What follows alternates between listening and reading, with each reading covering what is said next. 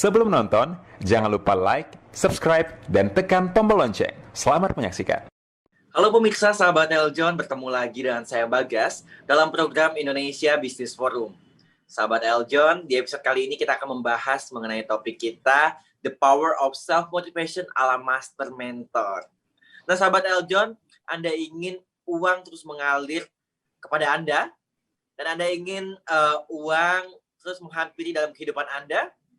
Nah, saya telah menghadirkan narasumber kita untuk berbincang-bincang mengenai topik kita hari ini.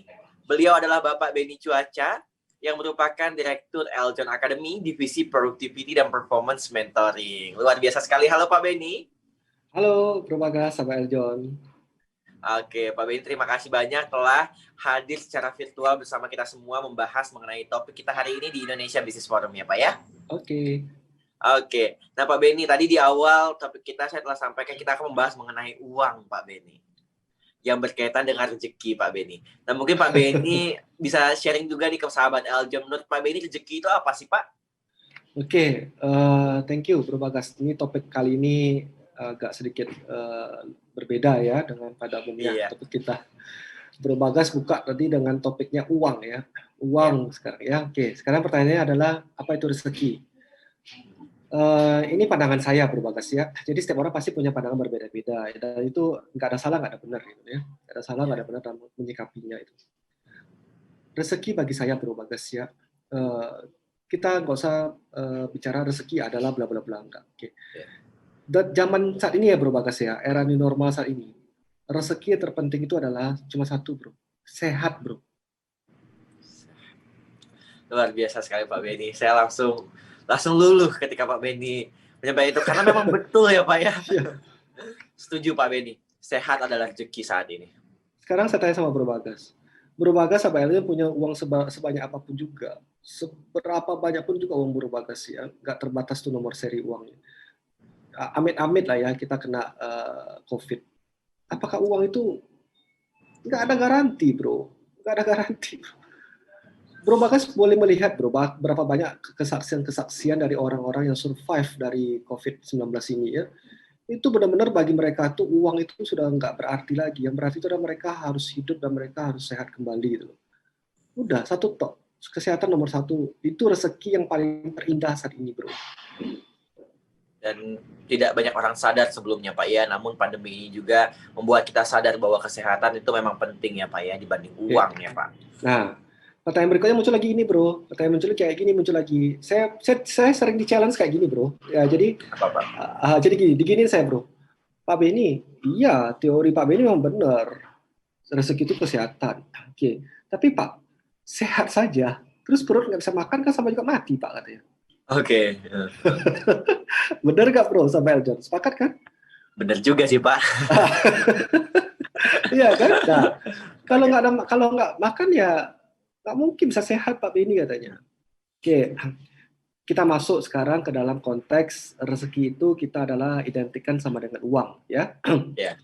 Oke, jadi kita nggak usah bicara lagi rezeki kesehatan itu sudah pastilah cuma sekarang ya itu sudah pasti punya. Oke, sekarang bagaimana rezeki itu sama dengan uang, Bro Bagas? Ini saya sharing yang saya punya pengalaman ya. Dan saya nggak tahu pengalaman teman-teman di luar sana. Mungkin pasti jauh lebih baik daripada pengalaman saya. Tapi yang saya tahu, yang saya sharingkan aja gitu ya. Oke, jadi gini Bro. Bro Bagas, percaya atau nggak percaya, tapi yang saya alami.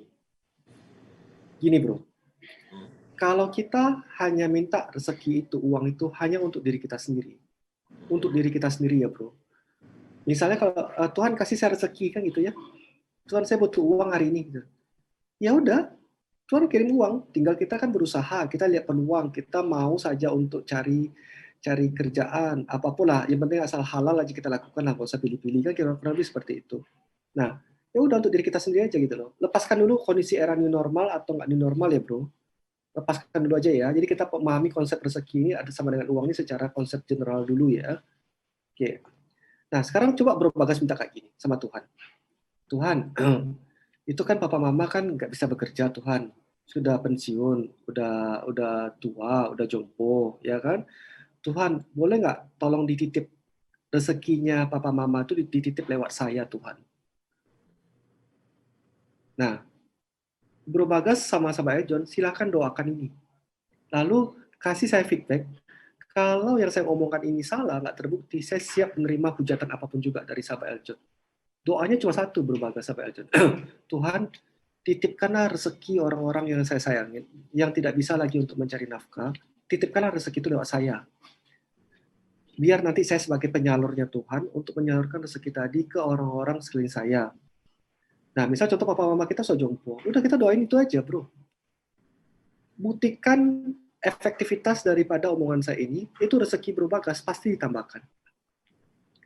Nah, pada saat rezeki Bro Bagas nanti ditambahkan itu, bro, kita harus komit, bro, bahwa itu rezeki, itu bukan buat kita, tapi buat orang-orang yang kita dititipkan oleh Tuhan tadi, papa mama kita. Ya udah kita kasih rezeki itu loh papa mama kita itu loh. Nangkap Bro Bagas? Contoh ya Bro Bagas ya, simpel gini deh. Simpel gini, rezeki Bro Bagas, misalnya contoh, kita bermain angka-angka simulasi nih, supaya gampang dicerna. Kalau Bro Bagas punya rezeki sendiri, itu contoh angkanya misalnya, taruh kata lah, contoh angka misalnya 5 juta. Boleh ya Bro, pinjam-pinjam Boleh. 5 juta, oke. Papa mama Bro Bagas itu punya kehidupan misalnya untuk makan saja mereka juga punya 5 juta. Oke. Kalau Bro Bagas hanya minta rezeki itu untuk Bro Bagas sendiri, maka yang dikasih oleh Tuhan kira-kira berapa, Bro? Sesuai harga itu, Pak, 5 juta. 5 juta, oke. Sekarang kalau Bro Bagas tukar doanya. Tuhan, titipkanlah rezeki papa mama itu lewat saya. Sekarang yang dikasih Tuhan berapa, Bro? 2 kali lipat. 5 tambah 5 dapat 10 juta. Sepakat, Ya. Bro? Nah, jadi itulah dasar daripada rezeki itu sendiri, yang dalam kutip uang itu sendiri, bro. Nah, kalau kita sudah punya pemahaman seperti ini, bro, maka saluran rezeki itu akan terbuka dengan luar biasa, bro. Ini baru kita punya pemahaman mindset ya, bro. Nah, jadi kita jangan berpikiran, waduh, gue mesti tanggung nih papa mama gue nih.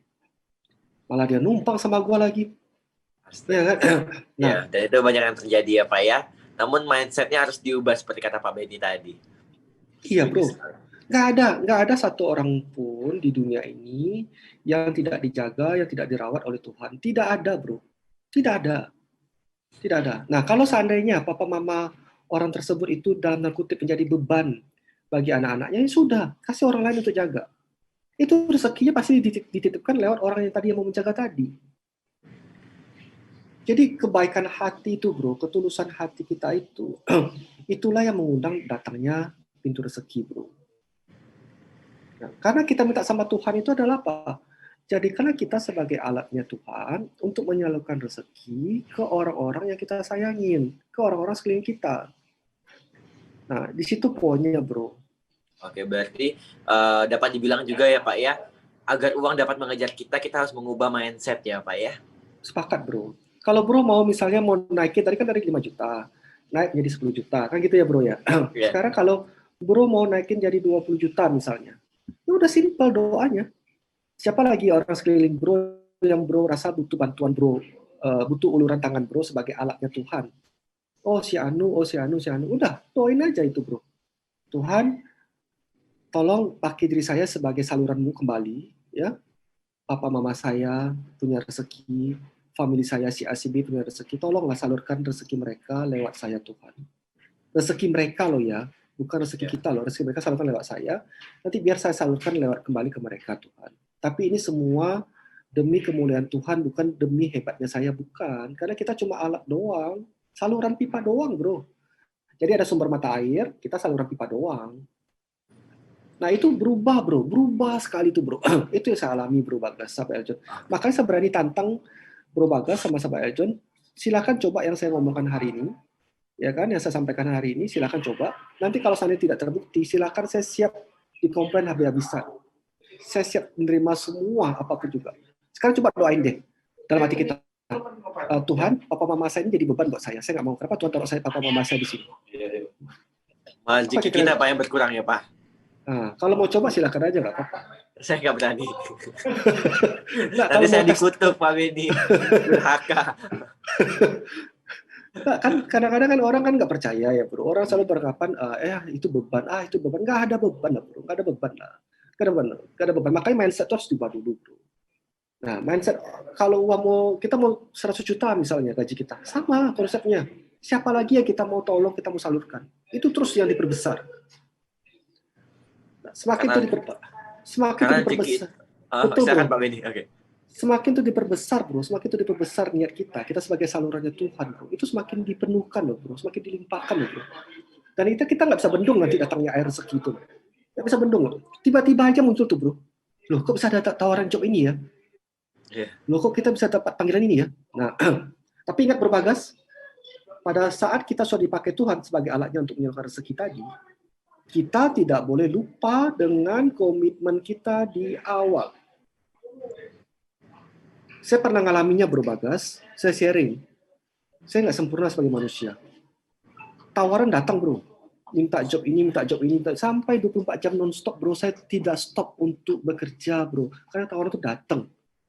Akhirnya kan saya capek ya bro, aduh, gimana di badan saya mulai lelah, mulai ngedrop sekarang ini.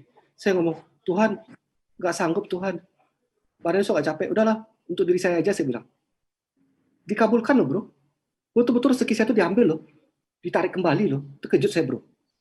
Nah pada saat itu langsung saya terpikir, waduh cilaka ini saya bilang. Ini bermain dengan cara omongan seperti nggak benar ini. Tuhan saya minta ampun, kembalikan lagi rezeki saya siap untuk sebagai alatmu untuk menyalurkan rezeki kepada orang-orang yang saya sayangi. Untuk kebutuhan saya sendiri pribadi, saya tidak akan foya-foya. Ini semua untuk kebahagiaan orang-orang yang kita sayangin, demi kemuliaan nama Tuhan. Itu dulu kata kunci yang kita harus garis bawahi. Saya yakin berbagai sampai itu seluruh agama pasti mengajarkan hal yang sama. Betul Pak Benny, setuju sekali. Berarti Pak Benny untuk agar rezeki lancar ya Pak Benny itu dari mindset dulu ya Pak Benny, dan kita harus amanah dan komitmen dengan apa yang kita lakukan di awal ya Pak Benny ya. Dan kalau kata orang rezeki itu hanya titipan Tuhan ya Pak Benny ya. Sepakat sekali. Oke, nah Pak Benny terima kasih banyak membahas mengenai topik kita self motivation, dan salah satunya tadi adalah mindsetnya harus diubah sahabat Eljon.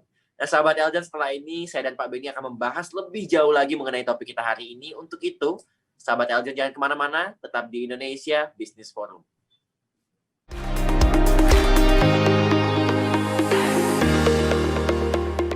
Halo Sobat Eljon semuanya, jangan lupa untuk like video ini dan juga subscribe Eljon TV ya, sekarang juga.